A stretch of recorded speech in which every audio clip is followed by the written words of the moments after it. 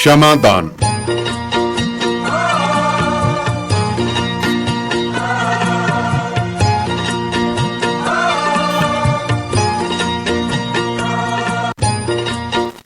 Radio Punjab today ਸੁਣਨ ਵਾਲੇ ਤਮਾਮ ਸਰੋਤਿਆਂ ਨੂੰ ਮੇਰੇ ਵੱਲੋਂ ਯਾਨੀ ਕਿ ਸਵਰਨ ਸਿੰਘ ਦਾਨੇਵਾਲੀਏ ਵੱਲੋਂ ਪਿਆਰ ਭਰੀ ਸਤਿ ਸ੍ਰੀ ਅਕਾਲ, ਖੁਸ਼ਾਮਦੀਦ।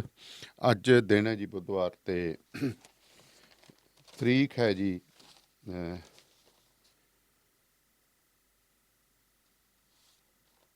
24 ਜੂਨ। ਸੋ ਪ੍ਰੋਗਰਾਮ ਸ਼ਮਾਦਾਨ ਲੈ ਕੇ ਮੈਂ ਸਵਰਨ ਸਿੰਘ ਦਾਨੇਵਾਲੀਆ ਹਾਜ਼ਰ ਹਾਂ ਜੀ। ਤੁਸੀਂ ਇਸ ਵਕਤ ਰੇਡੀਓ ਪੰਜਾਬ ਟੁਡੇ ਦੇ ਬਠਿੰਡਾ ਸਟੂਡੀਓ ਤੋਂ ਮੇਰੇ ਨਾਲ ਜੁੜੇ ਹੋਏ ਹੋ। ਇਹ ਪ੍ਰੋਗਰਾਮ ਸ਼ਾਮ ਨੂੰ 5:30 ਦੇ ਉੱਤੇ ਲਾਈਵ ਪ੍ਰਸਾਰਿਤ ਕੀਤਾ ਜਾਂਦਾ ਹੈ, ਜਿਹਦਾ ਮੁੜ ਪ੍ਰਸਾਰਨ ਸ਼ਾਮ ਨੂੰ ਰਾਤ ਨੂੰ 9:30 ਵਜੇ ਅਤੇ ਅਗਲੀ ਸਵੇਰ 4:30 ਵਜੇ ਹੁੰਦਾ ਹੈ। ਇਸ ਪ੍ਰੋਗਰਾਮ ਨੂੰ ਸੁਣਨ ਦੇ ਲਈ ਤੁਸੀਂ ਰੇਡੀਓ ਪੰਜਾਬ ਟੁਡੇ ਦੀ ਐਂਡਰੋਇਡ ਐਪ 'ਤੇ ਵੀ ਜਾ ਸਕਦੇ ਹੋ, ਰਿਪੀਟ ਸੁਣਨ ਵਾਸਤੇ ਵੀ, ਅਤੇ ਨਹੀਂ ਤਾਂ ਤੁਸੀਂ ਰੇਡੀਓ ਪੰਜਾਬ ਟੁਡੇ ਦੇ YouTube ਚੈਨਲ ਦੇ ਉੱਤੇ ਵੀ ਜਾ ਸਕਦੇ ਹੋ। ਰੇਡੀਓ ਪੰਜਾਬ ਟੁਡੇ ਦਾ YouTube ਚੈਨਲ ਤੁਸੀਂ ਸਬਸਕ੍ਰਾਈਬ ਕਰ ਲਓ ਅਤੇ ਉੱਥੇ ਜਾ ਕੇ ਤੁਸੀਂ ਇਸ ਪ੍ਰੋਗਰਾਮ ਨੂੰ ਦਾ ਜਿਹੜੇ ਆ ਅੰਸ਼ ਸੁਣ ਸਕਦੇ ਹੋ। ਸੋ ਆਗਾਜ਼ ਕਰਦੇ ਹਾਂ ਜੀ ਅੱਜ ਦੀਆਂ ਕੁਛ ਅਹਿਮ ਖਬਰਾਂ ਤੋਂ, ਅਤੇ ਫਿਰ ਤੁਹਾਡੇ ਨਾਲ ਜੁੜਾਂਗੇ ਸਰਦਾਰ ਬਖਤੌਰ ਸਿੰਘ ਢਿੱਲੋਂ ਹੋਰੀ,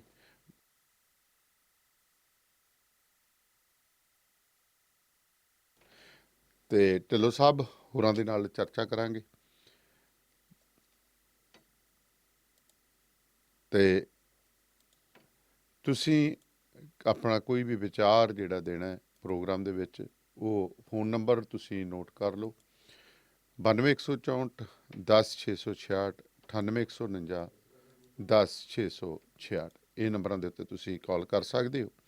ਭਾਰਤੀ ਅਮਰੀਕੀ ਵਿਗਿਆਨਕ ਡਾਕਟਰ ਸੀਤਾਰਮਨ ਪੰਚਨਾਥਨ ਨੇ ਦੇਸ਼ 'ਚ ਵਿਗਿਆਨ ਅਤੇ ਇੰਜੀਨੀਅਰਿੰਗ ਦੇ ਗੈਰ ਮੈਡੀਕਲ ਖੇਤਰਾਂ 'ਚ ਮੌਲਿਕ ਖੋਜ ਦਾ ਸਮਰਥਨ ਕਰਨ ਵਾਲੇ ਸਿਖਰ ਅਮਰੀਕੀ ਫੰਡ ਨੈਸ਼ਨਲ ਸਾਇੰਸ ਫਾਊਂਡੇਸ਼ਨ ਦੇ ਨਿਰਦੇਸ਼ਕ ਦੇ ਰੂਪ 'ਚੋਂ ਅਹੁਦਾ ਸੰਭਾਲਿਆ।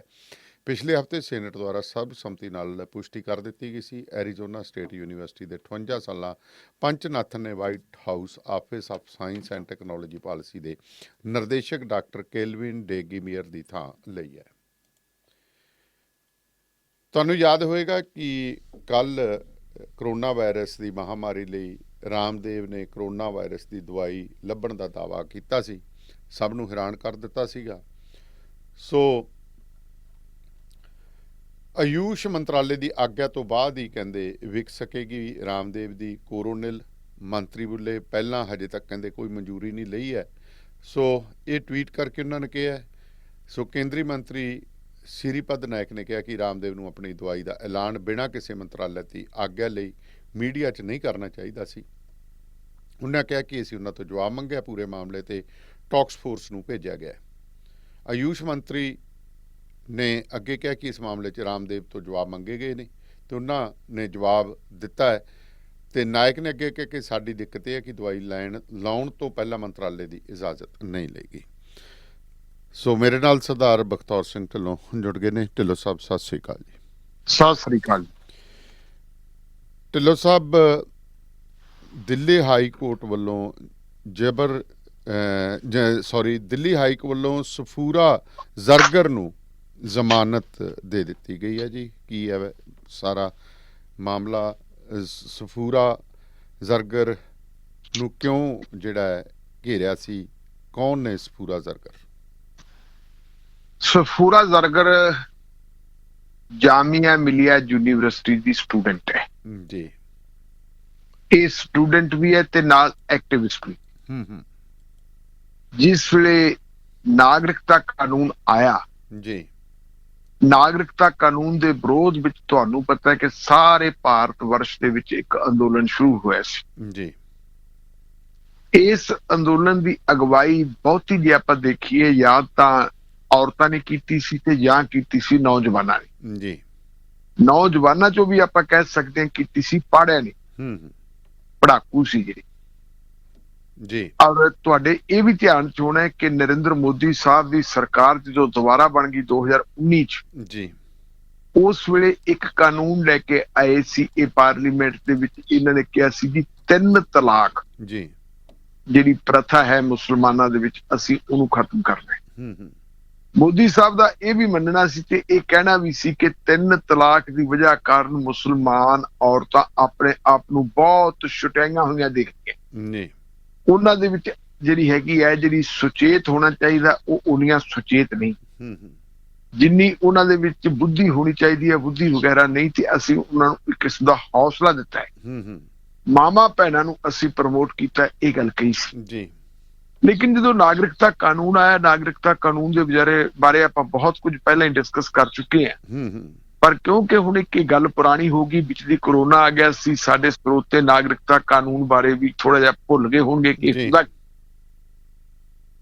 ਇਹ ਸੀ ਕਿ ਇਹਨਾਂ ਨੇ 6 ਭਾਈਚਾਰਿਆਂ ਨੂੰ, ਜੀ ਜਿਹੜੇ ਭਾਈਚਾਰੇ ਭਾਰਤ ਨਾਲ ਸੰਬੰਧਿਤ ਹੈ ਲੇਕਿਨ ਵੱਖ-ਵੱਖ ਦੇਸ਼ਾਂ ਦੇ ਵਿੱਚ ਰਹਿੰਦੇ ਹੈ, ਹੂੰ ਉਹਨਾਂ ਭਾਈਚਾਰਿਆਂ ਨੂੰ ਜਿਹੜੀ ਨਾਗਰਿਕਤਾ ਦੇਣ ਦੇ ਵਿੱਚ ਜਿਹੜੀ ਪਹਿਲੀ ਮਿਆਦ ਸੀ, ਉਹ ਮਿਆਦ ਘਟਾ ਕੇ 5 ਸਾਲਾਂ ਦੀ ਕਰਤੀ ਸੀ। ਜੀ ਲੇਕਿਨ ਉਹਨਾਂ ਦੇ ਵਿੱਚ ਮੁਸਲਮਾਨ ਹੈ ਨਹੀਂ ਸੀ, ਹੂੰ ਨਾ ਹੀ ਉਹਨਾਂ ਦੇ ਵਿੱਚ ਤਾਮਿਲ ਸੀ, ਜੀ ਨਾ ਹੀ ਉਹਨਾਂ ਦੇ ਵਿੱਚ ਆਪਾਂ ਜੇ ਕਹਿ ਦਈਏ ਰੋਹਿੰਗਿਆ ਮੁਹੰਮਦਨ ਜਿਹੜੇ ਉਹ ਸੀ। ਜੀ ਤਾਂ ਉਹਦੇ ਨਾਲ ਹੀ ਜਦੋਂ ਇਹ ਮਾਮਲਾ ਲੈ ਕੇ ਆਏ ਆ ਤੇ ਉਸੇ ਵੇਲੇ ਐਲਾਨ ਵੀ ਕਰ ਦਿੱਤਾ ਸੀ ਸਾਡੇ ਗ੍ਰਹਿ ਮੰਤਰੀ ਨੇ ਜੀ ਕਿ ਅਸੀਂ ਹੁਣ ਨਾਗਰਿਕਤਾ ਕਾਨੂੰਨ ਤੋਂ ਬਾਅਦ national NCR national citizen register ਹੈ ਜਿਹੜਾ ਸਾਰੇ ਦੇਸ਼ ਦੇ ਵਿੱਚ ਲਾਗੂ ਕਰਾਂਗੇ। ਹੂੰ ਔਰ ਇਹਦੀ ਮਨਸ਼ਾ ਕੀ ਸੀ?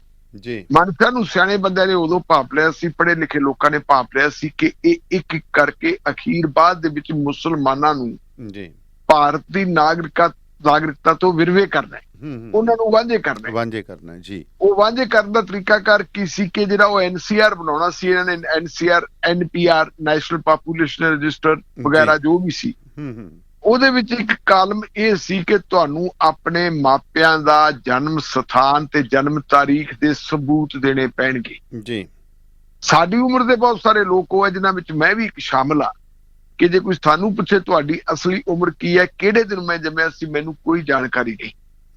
ਕਿਉਂਕਿ ਸਾਡੇ ਸਮਿਆਂ ਦੇ ਵਿੱਚ 6 ਸਾਲ ਤੋਂ ਘੱਟ ਦੇ ਬੱਚੇ ਨੂੰ ਸਕੂਲ ਦੇ ਵਿੱਚ ਨਹੀਂ ਸੀ ਲਾਇਆ ਜਾਂਦਾ। ਜੀ ਤੇ ਜਦੋਂ ਕਿਸੇ ਬੱਚੇ ਨੂੰ ਲੈ ਕੇ ਜਾਂਦੇ ਘਰ ਦੇ, ਉਹ ਪੁੱਛਦੇ, ਮਾਸਟਰ ਆਪਣੇ ਆਪ ਹੀ ਲਿਖਦੇ ਸੀ ਵੀ ਇਹਦੀ ਉਮਰ 6 ਸਾਲ ਹੈ, ਤੇ ਬੱਚਾ ਭਾਵੇਂ 3 ਸਾਲ ਦਾ ਹੁੰਦਾ, ਥੋੜਾ ਜਿਹਾ ਜਿਹਦੇ ਮਤਲਬ ਹੱਡ ਪੈਰ ਮੋਕਲੇ ਹੁੰਦੇ, ਉਹਨੂੰ 6 ਸਾਲ ਦਾ ਲਿਖ ਦਿੰਦੇ ਸੀ। ਜੀ ਜੀ ਹੁਣ ਜੇ ਮੈਨੂੰ ਕੋਈ ਕਹੇ ਤੂੰ ਆਪਣੀ ਮਾਂ ਦਾ ਜਿਹੜਾ ਹੈਗਾ ਜਨਮ ਰਜਿਸਟਰ ਭਾਲ, ਆਪਣੇ ਬਾਪ ਦਾ ਜਨਮ ਰਜਿਸਟਰ ਭਾਲ, ਮੈਂ ਕਿੱਥੋਂ ਭਾਲੂਗਾ? ਮੈਂ ਜੰਪਲ ਇੱਥੋਂ ਦਾ। ਸਦੀਆਂ ਤੋਂ ਅਸੀਂ ਲੋਕ ਇੱਥੇ ਰਹਿੰਦੇ ਆਏ, ਇਵੇਂ ਮੁਸਲਮਾਨ ਰਹਿੰਦੇ ਆਏ, ਤੇ ਮੁਸਲਮਾਨ ਕਿੱਥੋਂ ਲੱਭਣਗੇ? ਜੀ ਇੱਕ ਬਹਾਨਾ ਬਣਾਇਆ ਸੀ ਕਿ ਉਹਨਾਂ ਲੋਕਾਂ ਨੂੰ ਨਾਗਰਿਕਤਾ ਤੋਂ ਵਿਰਵੇ ਕਰ ਦਿੱਤਾ ਜਾਵੇ, ਇਸ ਚੀਜ਼ ਨੂੰ ਭਾਂਪ ਲਿਆ ਸੀ। ਜੀ ਇਹੀ ਕਾਰਨ ਹੈ ਕਿ ਉਹ ਅੰਦੋਲਨ ਜਿਹੜੀ ਹੈ ਜੰਗਲ ਦੀ ਅੱਗ ਵਾਂਗ ਸਾਰੇ ਦੇਸ਼ ਦੇ ਵਿੱਚ ਫੈਲ ਗਿਆ ਸੀ। ਜੀ ਔਰ ਭਾਰਤ ਸਰਕਾਰ ਦੀਆਂ ਚੂੜਾਂ ਉਹਨੇ ਹਿਲਾ ਕੇ ਰੱਖਦੀਆਂ ਸੀ। ਇਹ ਤਾਂ ਕਰੋਨਾ ਵਾਲੀ ਮਹਾਮਾਰੀ ਸ਼ੁਰੂ ਹੋ ਗਈ, ਜਿਹਦੇ ਬਦੌਲਤ ਸਾਰੀਆਂ ਜਿਹੜੀਆਂ ਸਿਆਸੀ ਸਰਗਰਮੀਆਂ, ਸਾਰੀਆਂ ਜਿਹੜੀਆਂ ਅੰਦੋਲਨਕਾਰੀ ਸਰਗਰਮੀਆਂ, ਉਹ ਰੁਕ ਗਈਆਂ। ਤੇ ਰੁਕਣ ਤੋਂ ਬਾਅਦ ਫਿਰ ਇਹਨਾਂ ਨੇ ਕਿਹਾ ਵੀ ਬਦਲੇ ਲੈ ਲਓ ਹੁਣ ਗਿਣ ਗਿਣ ਕੇ। ਇਹ ਕੁੜੀ ਸਫੂਰਾ ਜ਼ਰਗਰ ਜਿਹੜੀ ਹੈ, ਇਹ ਜਾਮੀਆ ਮਿਲੀਆ ਯੂਨੀਵਰਸਿਟੀ ਦੇ ਵਿੱਚ ਵੀ ਅੰਦੋਲਨ ਕਰਦੀ ਸੀ। ਜੀ ਉਹ ਤੋਂ ਬਾਅਦ ਇਹ ਸ਼ਾਹੀਨ ਬਾਗ 'ਚ ਵੀ ਜਾਂਦੀ ਸੀ, ਜਿੱਥੇ ਕਿਤੇ ਵੀ ਪ੍ਰੋਟੈਸਟ ਹੁੰਦਾ ਸੀ ਉੱਥੇ ਜਾ ਕੇ ਬੋਲਦੀ ਸੀ, ਕਿਉਂਕਿ ਕੋਆਰਡੀਨੇਟਰ ਸੀ। ਇਵੇਂ ਜਿਵੇਂ ਜੇ ਆਪਾਂ ਦੇਖੀਏ ਤਾਂ ਜਿਹੜੀ JNU ਦਾ ਸਾਬਕਾ ਪ੍ਰੈਜ਼ੀਡੈਂਟ ਕਨਈਆ ਕੁਮਾਰ ਹੈ, ਉਹ ਬਿਹਾਰ ਦੇ ਵਿੱਚ ਹੁਣ ਉਹ ਸਰਗਰਮ ਸਿਆਸਤ 'ਚ ਆ ਚੁੱਕਾ ਹੈ, ਪਰ ਉਹ ਵੀ ਗਾਹੇ ਬਗਾਹੇ ਸਾਰੇ ਥਾਵਾਂ ਤੇ ਬੋਲਣ ਜਾਂਦਾ ਹੁੰਦਾ ਸੀ। ਜੀ ਇਵੇਂ ਜਿਵੇਂ ਜੇ ਅਸੀਂ ਦੇਖੀਏ ਤਾਂ ਉਮਰ ਖਾਲਦ ਵੀ ਜਾਂਦਾ ਸੀ, ਬਹੁਤ ਸਾਰੇ ਮੁੰਡੇ ਕੁੜੀਆਂ ਹੋਰ ਵੀ ਜਾਂਦੇ ਸੀ। ਜੀ ਪਿੰਜਰਾ ਤੋੜ ਵਾਲੀਆਂ 2 ਕੁੜੀਆਂ ਵੀ ਜਾਂਦੀਆਂ ਹੁੰਦੀਆਂ ਸੀ। ਤੇ ਜਦੋਂ ਫਿਰ ਇੱਥੇ ਥੋੜੀ ਜਿਹੀ ਸਾਡੀ ਸਥਿਤੀ ਥੋੜੀ ਭਾਰਤ ਸਰਕਾਰ ਨੂੰ ਲੱਗਿਆ ਕਿ ਕੋਈ ਗੜਬੜ ਹੁੰਦੀ ਹੈ, ਤਾਂ ਉਦੋਂ ਇਹਨਾਂ ਦੀ ਫੜੋਫੜੀ ਸ਼ੁਰੂ ਹੋ। ਜੀ ਗੜਬੜ ਕੀ ਹੁੰਦੀ ਹੈ? ਗੜਬੜ ਇਹ ਹੁੰਦੀ ਹੈ, ਕੋਈ ਇਹ ਨਹੀਂ ਕਿ ਇਹਨਾਂ ਨੂੰ ਕੋਈ ਭੰਨ ਤੋੜ ਕਰਨੀ ਸੀ, ਇਹਨਾਂ ਨੂੰ ਇਹ ਹੋ ਗਿਆ ਸੀ ਕਿ ਇਹ ਅੰਦੋਲਨ ਵਧੇ ਨਾ ਤੇ ਅੰਦੋਲਨਕਾਰੀਆਂ ਨੂੰ ਫੜਨਾ ਸ਼ੁਰੂ ਕਰ ਦਿਓ, ਲੀਡਰਾਂ ਨੂੰ ਫੜਨਾ ਸ਼ੁਰੂ ਕਰ ਦਿਓ। ਜੀ ਅਪ੍ਰੈਲ ਦੇ ਮਹੀਨੇ ਦੇ ਵਿੱਚ ਇਹਨੂੰ ਸਫੂਰਾ ਜ਼ਰਗਰ ਨੂੰ ਵੀ ਗ੍ਰਿਫਤਾਰ ਕਰ ਲਿਆ। ਅੱਛਾ ਜੀ। ਉਹਨੂੰ ਅਦਾਲਤ 'ਚ ਪੇਸ਼ ਕੀਤਾ, ਜੱਜ ਸਾਹਿਬ ਨੇ ਜ਼ਮਾਨਤ ਦਿੱਤੀ। ਜ਼ਮਾਨਤ ਦੇਣ ਦੇ ਬਾਵਜੂਦ ਉਹਨੂੰ ਰਿਹਾ ਨਹੀਂ ਸੀ ਕੀਤਾ। ਜੀ ਫਿਰ ਇਹਨਾਂ ਨੇ ਕੀ ਕੀਤਾ, ਬਾਅਦ ਦੇ ਵਿੱਚ ਇਹਨਾਂ ਨੇ ਕਿਹਾ ਕਿ ਜਿਹੜੀ ਪੂਰਬੀ ਦਿੱਲੀ ਦੇ ਵਿੱਚ ਭੰਨ ਤੋੜ ਦੀਆਂ ਕਾਰਵਾਈਆਂ ਹੋਈਆਂ ਸੀ, ਜੀ ਔਰ ਉਹ ਇੱਕ ਤਰਫਾ ਕਾਰਵਾਈਆਂ ਸੀ, ਉਹਨਾਂ ਵਿੱਚ ਟਾਰਗੇਟ ਮੁਸਲਮਾਨਾਂ ਨੂੰ ਬਣਾਇਆ ਗਿਆ ਸੀ। ਜੀ ਟੋਟਲ ਉਸ ਅੰਦੋਲਨ ਦੇ ਵਿੱਚ 53 ਬੰਦੇ ਮਰਦੇ, ਤੇ 53 ਦੇ ਵਿੱਚੋਂ 2-3 ਨੂੰ ਛੱਡ ਕੇ ਬਾਕੀ ਸਾਰੇ ਦੇ ਸਾਰੇ ਮੁਸਲਮਾਨ ਸੀ। ਜੀ ਉਹਦੇ ਤੇ ਆਪਾਂ ਨੂੰ ਸਾਰਿਆਂ ਨੂੰ ਇਸ ਗੱਲ ਦਾ ਪਤਾ ਹੈ ਕਿ ਜਿਹੜਾ ਵਲਵਾ ਕਰਵਾਇਆ ਸੀ, ਜਿਹੜੀ ਉਹ ਗੜਬੜ ਕਰਵਾਈ ਸੀ, ਉਸ ਗੜਬੜ ਵਾਸਤੇ ਬਿਹਾਰ ਯੂਪੀ ਦੇ ਵਿੱਚੋਂ ਲਗਾੜੇ ਲਿਆਂਦੇ ਗਏ ਸੀ, ਬਦਮਾਸ਼ ਲਿਆਂਦੇ ਗਏ ਸੀ ਜੀ, ਅਸਲਾ ਵਗੈਰਾ ਵੀ ਲਿਆਂਦਾ ਗਿਆ ਸੀ। ਬਿਲਕੁਲ ਜੀ, ਬਿਲਕੁਲ ਸਾਰੀਆਂ ਗੱਲਾਂ ਸਾਬਤ ਹੋ ਗਈਆਂ। ਇਹ ਗੱਲਾਂ ਵੀ ਸਾਬਤ ਹੋ ਗਈਆਂ, ਸ਼ਿਕਾਇਤਾਂ ਵੀ ਹੋ ਗਈਆਂ ਕਿ ਗੜਬੜ ਉਦੋਂ ਸ਼ੁਰੂ ਹੋਈ ਹੈ ਜਦੋਂ ਕਪਲ ਮਿਸ਼ਰਾ ਵਰਗੇ ਲੋਕਾਂ ਨੇ ਉੱਥੇ ਦਿੱਲੀ ਦੇ ਮਾਹੌਲ ਨੂੰ ਭੜਕਾਇਆ ਜੀ। ਉਹਨਾਂ ਦੇ ਖਿਲਾਫ ਸ਼ਿਕਾਇਤਾਂ ਵੀ ਦਿੱਤੀਆਂ ਗਈਆਂ। ਡੀਸੀਪੀ ਨੂੰ ਕੋਲੇ ਖੜਾ ਕਰਕੇ ਉਹ ਬੰਦਾ ਧਮਕੀਆਂ ਦੇ ਦਿਆ, ਉਹਦੇ ਭਾਸ਼ਣ ਰਿਕਾਰਡਡ ਪਏ ਹੈ, ਸੋਸ਼ਲ ਮੀਡੀਆ ਦੇ ਉੱਤੇ ਤੁਰੇ ਫਿਰਦੇ ਵੀਡੀਓ ਬਣੀਆਂ ਹੋਈਆਂ ਜੀ। ਲੇਕਿਨ ਪੁਲਿਸ ਨੇ ਉੱਥੇ ਕੋਈ ਕਾਰਵਾਈ ਨਹੀਂ ਕੀਤੀ, ਹੋਰਾਂ ਲੋਕਾਂ ਨੂੰ ਫੜ ਕੇ ਤੁਲਤਾ। ਕੱਲ ਪਰਸੋਂ ਡਿਸਕਸ ਕੀਤੀ ਸੀ ਕਿ ਡੀਐਸ ਬਿੰਦਰਾ ਸਾਹਿਬ ਜੀ, ਜਿਹੜੇ ਇੱਕ ਵਕੀਲ ਹੈ ਜਿਨ੍ਹਾਂ ਨੇ ਆਪਣਾ ਫਲੈਟ ਵੇਚ ਕੇ ਲੰਗਰ ਲਾਇਆ ਸੀ, ਉਹਨਾਂ ਨੂੰ ਵੀ ਫੜ ਲਿਆ। ਅੱਜ ਮੈਂ ਪੜ੍ਹ ਰਿਹਾ ਸੀ ਕਿਤੇ ਕਿ ਵਿਦੇਸ਼ੀ ਧਰਤੀ ਦੇ ਉੱਤੇ ਵੀ ਭਾਰਤੀ ਸਫਾਰਤਖਾਨਿਆਂ ਦੇ ਸਾਹਮਣੇ ਉੱਥੋਂ ਦੇ ਸਿੱਖਾਂ ਵੱਲੋਂ, ਪੰਜਾਬੀਆਂ ਵੱਲੋਂ ਧਰਨੇ ਦਿੱਤੇ ਜਾ ਰਹੇ ਹੈ ਕਿ ਗੁਰੂ ਨਾਨਕ ਦੇ ਚਲਾਏ ਹੋਏ ਲੰਗਰ ਨੂੰ ਜੇ ਕੋਈ ਉਸ ਪ੍ਰਥਾ ਨੂੰ ਅਗਾਂਹ ਤੋਰਦਾ, ਤੁਸੀਂ ਉਹਨਾਂ ਨੂੰ ਗ੍ਰਿਫਤਾਰ ਕਿਉਂ ਕਰਦੇ ਹੋ? ਪ੍ਰੋਟੈਸਟ ਜੇ ਕੌਮਾਂਤਰੀ ਪੱਧਰ ਤੇ ਹੋਣ ਲੱਗ ਜਾਣ ਤਾਂ ਇਹਦੇ ਤੁਸੀਂ ਦੇਖ ਲਓ ਕਿ ਭਾਰਤ ਸਰਕਾਰ ਦੀ ਮਿੱਟੀ ਪਲੀਤ ਕਿਵੇਂ ਹੁੰਦੀ ਹੈ ਜੀ। ਸੋ ਇਵੇਂ ਜਿਵੇਂ ਜੇ ਆਪਾਂ ਦੇਖੀਏ ਹਰਸ਼ਮੰਦਰ, ਹਾਂਜੀ, ਜੋਗਿੰਦਰ ਯਾਦਵ ਵਰਗੇ ਬੰਦਿਆਂ ਨੂੰ ਵੀ ਇਨਵੋਲਵ ਕਰਤਾ ਜੀ, ਤੇ ਸਫੂਰਾ ਜਰਗਰ ਨੂੰ ਵੀ ਜਦੋਂ ਜ਼ਮਾਨਤ ਮਿਲ ਗਈ ਛੱਡਿਆ ਨਹੀਂ, ਤੇ ਇਹਨੂੰ ਵੀ ਉਸ ਕੇਸ ਦੇ ਵਿੱਚ ਕਹਿੰਦੇ ਜੀ ਇਹਨੇ ਭੰਨ ਤੋੜ ਵਾਲੀ ਅੱਤਵਾਦੀ ਕਾਰਵਾਈਆਂ ਸ਼ਾਮਲ ਹੋਈ, ਜਿਹੜੀਆਂ ਸੀ, ਹਾਂ, ਜਿਹੜੀਆਂ ਗੈਰ ਕਾਨੂੰਨੀ ਗਤੀਵਿਧੀਆਂ ਦੇ ਵਿੱਚ ਇਹ ਕੁੜੀ ਸ਼ਾਮਲ ਸੀ ਜੀ। ਦੇਸ਼ ਧਰੋਹੀ ਵਰਗੇ ਭਿਆਨਕ ਜਿਹੜੇ ਹੈਗੇ ਆ ਉਹਦੇ ਤੇ ਧਰਾਵਾਂ ਲਾ ਕੇ ਕੇਸ ਬਣਾ ਕੇ ਉਹਨੂੰ ਜੇਲ੍ਹ ਚ ਤੁਰਤਾ ਜੀ। ਕੱਲਾ ਜੇਲ੍ਹ ਚ ਨਹੀਂ ਤੁਰਿਆ, ਫਿਰ ਉਹਦੇ ਖਿਲਾਫ ਜਿਹੜੀ ਹੈਗੀ ਇੱਕ ਕੰਪੇਨ ਚਲਾਈ ਗਈ ਬਦਨਾਮ ਕਰਨ ਵਾਲੀ ਜੀ, ਕਿਉਂਕਿ ਉਹ ਕੁੜੀ ਜਿਸ ਵੇਲੇ ਜੇਲ੍ਹ ਦੇ ਵਿੱਚ ਗਈ ਹੈ ਤੇ ਜੇਲ੍ਹ ਦੇ ਵਿੱਚ ਉਹਦਾ ਮੈਡੀਕਲ ਚੈੱਕਅਪ ਹੋਇਆ ਜੀ, ਉਸ ਵੇਲੇ ਉਹਦੀ ਪ੍ਰੈਗਨੈਂਸੀ ਦੀ ਪੁਸ਼ਟੀ ਹੋ ਗਈ ਕਿ ਇਹ ਲੜਕੀ ਪ੍ਰੈਗਨੈਂਟ ਹੈ। ਹਾਂਜੀ, ਤੇ ਫਿਰ ਜਿਹੜੀ ਇਹ ਟ੍ਰੋਲਿੰਗ ਪਾਰਟੀ ਹੈ, ਟ੍ਰੋਲਿੰਗ ਟੀਮ ਹੈ, ਗੰਦ ਬਕਿਆ ਆਈਟੀ ਸੈੱਲ ਵਾਲਿਆਂ ਨੇ ਫਿਰ ਜੋ ਗੰਦ ਬਚਿਆ ਜੀ, ਸ਼ਾਹੀਨ ਬਾਗ ਜਿਹੜਾ ਹੈਗਾ ਉਹ ਤਾਂ ਇੱਕ ਅਯਾਸ਼ੀ ਦਾ ਅੱਡਾ ਬਣ ਗਿਆ। ਇਹ ਨਹੀਂ ਦੱਸਿਆ ਵੀ ਇਹ ਲੜਕੀ ਵਿਆਹੀ ਹੈ, ਕੁਆਰੀ ਪੇਸ਼ ਕਰਕੇ ਦੱਸਿਆ। ਉੱਥੇ ਜਿਹੜੀਆਂ ਕੁੜੀਆਂ ਜਾਂਦੀਆਂ, ਜਿਹੜੀਆਂ ਲੇਡੀਜ਼ ਜਾਂਦੀਆਂ, ਉਹ ਤਾਂ ਅਯਾਸ਼ੀ ਕਰਦੀਆਂ, ਉਹ ਆਪਣੇ ਜਿਸਮ ਫਰੋਸ਼ੀ ਕਰਦੀਆਂ, ਇਸ ਕਿਸਮ ਦੇ ਇਲਜ਼ਾਮ ਲਾਉਣੇ ਸ਼ੁਰੂ ਕਰ ਜੀ ਜੀ। ਬਾਅਦ ਦੇ ਵਿੱਚ ਇਸ ਕੁੜੀ ਦੇ ਮਾਪਿਆਂ ਨੇ, ਇਹਦੇ ਸਹੁਰਿਆਂ ਨੇ ਤੇ ਇਹਦੇ ਹਸਬੈਂਡ ਨੇ ਬੈਠ ਕੇ ਤਸਵੀਰਾਂ ਜਾਰੀ ਕੀਤੀਆਂ ਕਿ ਇਹ ਕੁੜੀ ਸ਼ਾਦੀशुदा ਹੈ ਜੀ, ਇਹ ਕੁੜੀ ਵਿਆਹੀ ਹੋਈ ਹੈ, ਔਰ ਵਿਆਹੀ ਹੋਈ ਕੁੜੀ ਦਾ ਪ੍ਰੈਗਨੈਂਟ ਹੋਣਾ ਕੁਦਰਤੀ ਹੈ। ਤੁਸੀਂ ਤੇ ਇਲਜ਼ਾਮ ਕਿਵੇਂ ਲਾਉਣੇ ਹੋ ਕਿ ਜਿਹੜੇ ਪ੍ਰਧਾਨ ਮੰਤਰੀ ਹੈ, ਵਿੱਤ ਮੰਤਰੀ ਹੈ, ਜਾਂ ਜਿਹੜੇ ਵੱਡੇ ਵੱਡੇ ਲੋਕ ਹੈ, ਵੱਡੇ ਵੱਡੇ ਅਫਸਰ ਹੈ, ਕੀ ਉਹ ਮਾਂ ਪਿਓ ਦਾ ਵਿਆਹ ਹੋਏ ਤੋਂ ਬਗੈਰ ਉਹਨਾਂ ਨੇ ਜਨਮ ਲੈ ਲਿਆ? ਬਿਲਕੁਲ ਬਿਲਕੁਲ, ਇਹ ਤਾਂ ਇੱਕ ਕੁਦਰਤ ਦਾ ਨਿਜ਼ਮ ਹੈ, ਉਸ ਨਿਜ਼ਮ ਦੇ ਮੁਤਾਬਕ ਹੈ। ਉਹਨੂੰ ਬਦਨਾਮ ਕਰਨ ਵਾਸਤੇ ਕੋਈ ਕਸਰ ਨਹੀਂ ਛੱਡੀ। ਖੈਰ, ਹਾਲਾਤਾਂ ਦਾ ਟਾਕਰਾ ਕਰਦੇ ਹੁੰਦੇ ਇਹੋ ਜਿਹੇ ਲੋਕ, ਕੁੜੀ ਜੇਲ੍ਹ ਚ ਬੈਠੀ ਰਹੀ। ਉਹਨੇ ਫਿਰ ਇੱਕ ਪਟੀਸ਼ਨ ਦਾਇਰ ਕੀਤੀ ਕਿ ਜੀ ਮੈਨੂੰ ਜ਼ਮਾਨਤ ਦਿੱਤੀ ਜਾਵੇ ਜੀ, ਲੇਕਿਨ ਹੇਠਲੀ ਅਦਾਲਤ ਨੇ ਜ਼ਮਾਨਤ ਦੇਣ ਤੋਂ ਇਨਕਾਰ ਕਰਤਾ ਕਿ ਤੇਰੇ ਖਿਲਾਫ ਭਾਈ ਬੜੇ ਭਿਆਨਕ ਇਲਜ਼ਾਮ ਨੇ। ਹਾਂਜੀ, ਹੁਣ ਉਹ ਕੁੜੀ 6 ਮਹੀਨਿਆਂ ਦੀ ਪ੍ਰੈਗਨੈਂਟ ਸੀ ਜੀ। ਉਹਨੇ ਫਿਰ ਇੱਕ ਐਪਲੀਕੇਸ਼ਨ ਦਿੱਤੀ ਦਿੱਲੀ ਹਾਈ ਕੋਰਟ ਦੇ ਵਿੱਚ। ਉੱਥੇ ਪੁਲਿਸ ਨੇ ਮੁੱਢਲੇ ਪੜਾਅ ਦੇ ਵਿੱਚ ਵਿਰੋਧ ਕੀਤਾ ਜੀ। ਪੁਲਿਸ ਨੇ ਕਿਹਾ ਜੀ ਹੋਰ ਕਿਹੜਾ ਔਰਤਾਂ ਨਹੀਂ ਹੈ ਜੇਲ੍ਹ ਦੇ ਵਿੱਚ, ਉਹਨਾਂ ਨੇ ਕਿਹੜਾ ਉੱਥੇ ਅੰਦਰ ਜੇਲ੍ਹ ਚ ਬੱਚੇ ਨਹੀਂ ਪੈਦਾ ਕੀਤੇ, ਉੱਥੇ ਕਰ ਸਕਦੀ ਹੈ। ਉਹ ਕਿਹੜਾ ਪ੍ਰੈਗਨੈਂਟ ਨਹੀਂ ਸੀ, ਹੋਰ ਵੀ ਪ੍ਰੈਗਨੈਂਟ ਹੈਗੀਆਂ, ਇਹਨੂੰ ਜੇਲ੍ਹ ਚ ਰਹਿਣਾ ਚਾਹੀਦਾ।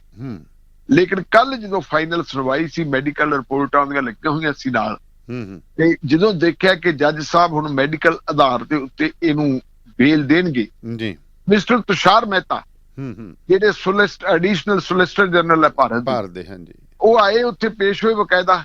ਉੱਥੇ ਉਹਨਾਂ ਨੇ ਕਹਿਤਾ ਜੀ ਹਿਊਮਨ ਮਨੁੱਖੀ ਹਿੱਤਾਂ ਨੂੰ ਮੁੱਖ ਰੱਖਦਿਆਂ ਹੋਇਆ ਮੈਂ ਮਨੁੱਖਤਾ ਦੇ ਨਾਤੇ ਇਹ ਪ੍ਰੈਸ ਨਹੀਂ ਕਰਦਾ ਕਿ ਇਹਨੂੰ ਜ਼ਮਾਨਤ ਨਾ ਦਿੱਤੀ ਜਾਵੇ। ਅਦਾਲਤ ਨੇ ਜ਼ਮਾਨਤ ਦੇ, ਹਾਂਜੀ, ਉਹਨਾਂ ਨੇ ਭਾਵੇਂ ਇਹ ਗੱਲ ਕਹਿ ਦਿੱਤੀ ਹੈ, ਪਰ ਹੁਣ ਮੈਂ ਉਹ ਤੋਂ ਬਾਅਦ ਜੀ ਦਿੱਲੀ ਦੇ ਸਾਬਕਾ ਜਿਹੜੇ ਲੈਫਟੀਨੈਂਟ ਗਵਰਨਰ ਰਹਿ ਚੁੱਕੇ ਆ, ਬੜੇ ਚਰਚਿਤ ਬੰਦੇ ਆ, ਜਿਨ੍ਹਾਂ ਦਾ ਨਾਂ ਹੈਗਾ ਮਿਸਟਰ ਨਜੀਬ ਜੰਗ ਜੀ। ਨਜੀਬ ਜੰਗ ਦੀ ਇੱਕ ਸਟੇਟਮੈਂਟ ਆਈ ਹੈ। ਨਜੀਬ ਜੰਗ ਨੇ ਇੰਟਰਵਿਊ ਦਿੱਤੀ ਹੈ ਕਿਸੇ ਮੀਡੀਆ ਅਦਾਰੇ ਨੂੰ ਜੀ। ਉਹਨੇ ਕਿਹਾ ਕਿ ਨਾਗਰਿਕਤਾ ਕਾਨੂੰਨ ਦਾ ਵਿਰੋਧ ਕਰਨਾ ਜੀ ਹਰ ਨਾਗਰਿਕ ਦਾ ਸੰਵਿਧਾਨਕ ਹੱਕ ਹੈ, ਕੋਈ ਵੀ ਬੰਦਾ ਉਹਦਾ ਵਿਰੋਧ ਕਰ ਸਕਦਾ ਹੈ ਜੀ ਜੀ। ਸਫੂਰਾ ਜ਼ਰਗਰ ਨੂੰ ਵੀ ਇਹ ਅਧਿਕਾਰ ਹਾਸਲ ਹੈ, ਲੇਕਿਨ ਸਫੂਰਾ ਜ਼ਰਗਰ ਦੇ ਨਾਲ ਜੋ ਹੋਇਆ ਜੀ ਇਹ ਜ਼ਿਆਦਤੀ ਹੈ ਤੇ ਇਹ ਧੱਕੇਸ਼ਾਹੀ ਹੈ ਜੀ। ਇਹ ਲੈਫਟੀਨੈਂਟ ਗਵਰਨਰ ਨੇ ਵੀ ਕਹਿਤਾ। ਕੱਲ ਆਪਾਂ ਗੱਲ ਕੀਤੀ ਸੀ ਫੈਸਲ ਫਰੂਕ, ਜਿਹੜਾ 2 ਸਕੂਲਾਂ ਦਾ ਮਾਲਕ ਹੈ, ਜਿਹਦੇ ਸਕੂਲਾਂ ਨੂੰ ਅੱਗ ਲਾਤੀ ਸੀ, ਹਾਂਜੀ ਹਾਂਜੀ, ਉਹਦੇ ਤੇ ਵੀ ਇਹਨਾਂ ਨੇ ਚੱਕ ਕੇ ਕੇਸ ਬਣਾਇਆ ਸੀ ਕਿ ਜੀ ਇਹ ਬੰਦਾ ਵੀ ਹਿੰਸਾ ਭੜਕਾਉਣ ਵਾਲਾ ਹੈ ਜੀ। ਸੋ ਇਸ ਵੇਲੇ ਦਾਨੇਵਾਲੀਆ ਸਾਹਿਬ ਜਦੋਂ ਦੁਨੀਆ ਮਹਾਮਾਰੀ ਦਾ ਟਾਕਰਾ ਕਰ ਰਹੀ ਹੈ, ਕਰੋਨਾ ਵਰਗੀ ਦਾ ਜੀ, ਉਹ ਕਹਿੰਦੇ ਨੇ ਬਿੱਲੀ ਭਾਗੀ ਸਿੱਕਾ ਟੁੱਟਾ। ਭਾਰਤੀ ਜਨਤਾ ਪਾਰਟੀ ਇਸ ਵੇਲੇ ਇਸ ਮਹਾਮਾਰੀ ਵਾਲੇ ਸਮੇਂ ਨੂੰ ਬੜੇ ਮਾੜੇ ਆਪਣੇ ਕੰਮਾਂ ਵਾਸਤੇ ਇਸਤੇਮਾਲ ਕਰਦੀ ਹੈ, ਵਿਰੋਧੀਆਂ ਦੇ ਨਾਲ ਹਿਸਾਬ ਕਿਤਾਬ ਚੁਕਤਾ ਕਰਨ ਵਾਸਤੇ ਜੀ, ਉਹਨਾਂ ਦੀ ਜ਼ਬਾਨਬੰਦੀ ਕਰਨ ਵਾਸਤੇ, ਐਂਟੀ ਪੀਪਲ ਕਾਨੂੰਨ ਹੈ ਜਿਹੜੇ ਉਹਨਾਂ ਨੂੰ ਇੰਪਲੀਮੈਂਟ ਕਰਨ ਵਾਸਤੇ। ਪੰਜਾਬ ਦੇ ਜਿਹੜੇ ਜਿੰਨੇ ਵੀ ਐਗਰੀਕਲਚਰ ਵਾਲੇ ਸੂਬੇ ਹੈ ਉਹਨਾਂ ਦੇ ਕਿਸਾਨਾਂ ਦੇ ਗਲ ਗੁੱਠਾ ਦੇਣ ਵਾਸਤੇ ਜਿਹੜੇ ਤਿੰਨ ਆਰਡੀਨੈਂਸ ਲੈ ਕੇ ਆਏ ਹੈ ਜੀ, ਇਹ ਸਾਰਾ ਕੁਝ ਕੀ ਹੈ, ਇਹ ਕਦੋਂ ਕੀਤਾ? ਇਹ ਉਦੋਂ ਕੀਤਾ ਜਦੋਂ ਮਹਾਮਾਰੀ ਲੱਗੀ ਹੋਈ ਸੀ ਕਿ ਹੁਣ ਲੋਕ ਅੰਦੋਲਨ ਨਹੀਂ ਕਰ ਸਕਦੇ ਜੀ, ਲੋਕ ਬੇਬਸ ਹੈ। ਲੋਕ ਇਸ ਗੱਲ ਦੇ ਉੱਤੇ ਫਿਕਰਮੰਦ ਹੈ ਕਿ ਇੱਕ ਮਹਾਮਾਰੀ ਨੇ ਦੇਸ਼ ਨੂੰ ਘੇਰਿਆ ਹੋਇਆ ਹੈ ਜੀ, ਔਰ ਅਸੀਂ ਜਿਹੜੀ ਹੈਗੀ ਆ ਉਹਦਾ ਟੱਕਰਿਆ ਕਰਨਾ, ਉਹਦਾ ਮੁਕਾਬਲਾ ਕਰਨਾ। ਪਰ ਇਹ ਭਾਰਤੀ ਜਨਤਾ ਪਾਰਟੀ ਦੀ ਸਰਕਾਰ ਹੈ ਜਿਹੜੀ ਕਹਿੰਦੇ ਸੀ ਸਾਡੇ ਚਾਲ ਚਰਿੱਤਰ ਤੇ ਚਿਹਰਾ ਵੱਖਰਾ ਹੈ, ਇੱਕ ਵੱਖਰੀ ਨਿਆਰੀ ਪਾਰਟੀ ਹੈ, ਵਾਕਈ ਵੱਖਰੀ ਨਿਆਰੀ ਪਾਰਟੀ ਹੈ। ਇਹ ਵਿਆਹੀਆਂ ਕੁੜੀਆਂ ਨੂੰ ਬੇਸਵਾਮਾਂ ਦੇ ਰੂਪ ਦੇ ਵਿੱਚ ਪੇਸ਼ ਕਰ ਦਿੱਤਾ, ਪੜਾਕੂ ਕੁੜੀਆਂ ਨੂੰ ਮੁੰਡਿਆਂ ਨੂੰ ਫੜ ਫੜ ਕੇ ਜੇਲ੍ਹਾਂ ਦੇ ਵਿੱਚ ਸੁੱਟ ਦਿੱਤਾ। ਜਿਹੜੇ ਬੰਦੇ ਗੁਨਾਹਗਾਰ ਆ ਉਹ ਸ਼ਰੇਆਮ ਤੁਰੇ ਫਿਰਦੇ ਹੈ, ਜਿਹੜੇ ਬੰਦੇ ਬੇਗੁਨਾਹ ਉਹਨਾਂ ਦੇ ਉੱਤੇ ਕਤਲਾਂ ਵਰਗੇ ਕੇਸ ਪਾ ਦਿੱਤੇ। ਇਹ ਸਥਿਤੀ ਹੈ ਜੀ ਜਿਹਦਾ ਹੁਣ ਖਮਿਆਜਾ ਸਾਨੂੰ ਭੁਗਤਣਾ ਪੈ ਰਿਹਾ। ਤੇ ਇਸ ਵੇਲੇ ਤੁਸੀਂ ਦੇਖੋ ਕਿ ਆਂਢ ਗੁਆਂਢ ਦੇ ਜਿੰਨੇ ਵੀ ਅਸੀਂ ਸਾਡੇ ਆਲੇ ਦੁਆਲੇ ਦੇ ਦੇਸ਼ ਆ, ਅਸੀਂ ਉਹਨਾਂ ਨਾਲ ਵੀ ਸਾਰਿਆਂ ਨਾਲ ਬੈਰ ਪਾਈ ਬੈਠੇ। ਬਿਲਕੁਲ, ਸਾਰੇ ਪਾਸੇ ਤਾਂ ਕੋਈ ਖੈਰ ਚੱਲ ਗੁਆਂਢੀ ਇੱਕ ਮਾੜਾ ਹੋ ਸਕਦਾ, ਦੋ ਮਾੜਾ ਹੋ ਸਕਦਾ, ਇਹ ਤਾਂ ਨਹੀਂ ਵੀ ਸਾਰਾ ਮਹੱਲਾ ਮਾੜਾ ਤੇ ਮੈਂ ਇਕੱਲਾ ਚੰਗਾ। ਮੈਂ ਇਕੱਲਾ ਨਹੀਂ ਨਾ ਚੰਗਾ ਹੋ ਸਕਦਾ। ਜੇ ਮਹੱਲੇ ਦੇ ਲੋਕ ਮੈਨੂੰ ਮਾੜਾ ਆਦੇ ਤਾਂ ਜ਼ਰੂਰ ਮੇਰੇ ਵਿੱਚ ਕੋਈ ਨਾ ਕੋਈ ਕਮੀ ਪੇਸ਼ੀ ਹੋਊਗੀ। ਜੀ ਜੀ ਜੀ।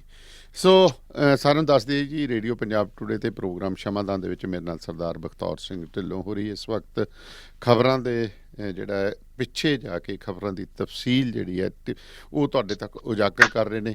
ਹੈਡਲਾਈਨ ਕੀ ਹੁੰਦੀ ਹੈ ਉਹ ਇੱਕ ਵੱਖਰੀ ਗੱਲ ਹੈ, ਹੈਡਲਾਈਨ ਤੋਂ ਪਿਛਾਂ ਵੀ ਇੱਕ ਚੀਜ਼ ਹੁੰਦੀ ਹੈ।